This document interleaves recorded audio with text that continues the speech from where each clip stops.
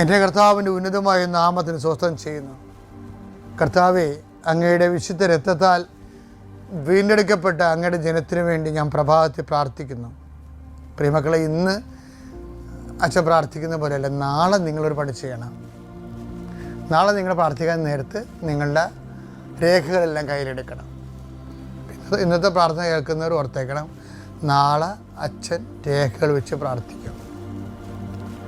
സർട്ടിഫിക്കറ്റുകൾ, പ്രമാണങ്ങൾ, സ്ഥലം, അവന് ഹൗസിൻ്റെ പ്ലാനുകൾ, നിങ്ങളുടെ ഹോൾ ടിക്കറ്റുകൾ, എന്തെല്ലാം രേഖകളാണ് നിങ്ങളിപ്പോൾ കൈകാര്യം ചെയ്യണത്, ഈ ആഴ്ച കൈകാര്യം ചെയ്യേണ്ടത്, അതെല്ലാം നാളെ പ്രാർത്ഥിക്കുക കയ്യിലുണ്ടാകണം. ഇപ്പോൾ നമ്മൾ പ്രാർത്ഥിക്കുകയാണ്, കർത്താവിൻ്റെ ഉന്നതമായ നാമത്തിന് സ്വസ്ഥം ചെയ്യുന്നു. കർത്താവിൻ്റെ വിശുദ്ധ പൗരോഹിത്യത്തെ മഹത്വപ്പെടുത്തണമേ.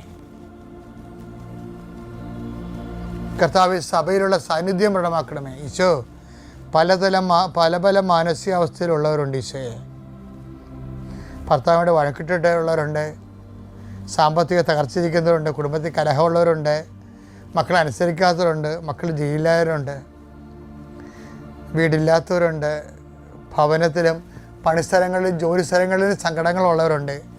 കർത്താവേ, കണ്ണീരുടെ അങ്ങയുടെ ദിവസത്തിൽ പ്രാർത്ഥിക്കുന്നു. കൃപാസ്ഥാനത്താര ജീവനോടെ പ്രത്യക്ഷപ്പെട്ട അമ്മ കന്യാസ്ത്രീ മറിയം നിങ്ങളെ ഇന്ന് സന്ദർശിക്കുകയും നിങ്ങളെ സാന്ത്വനപ്പെടുത്തുകയും ചെയ്യട്ടെ. കർത്താവ്, സാമ്പത്തിക ബാധ്യതകളായ ജോലി ഇല്ലാത്തവരുണ്ട്, വിസ പുതുക്കി കിട്ടാത്തവരുണ്ട്. ഈശോയെ, അവരെ സ്പർശിക്കണേ കർത്താവേ.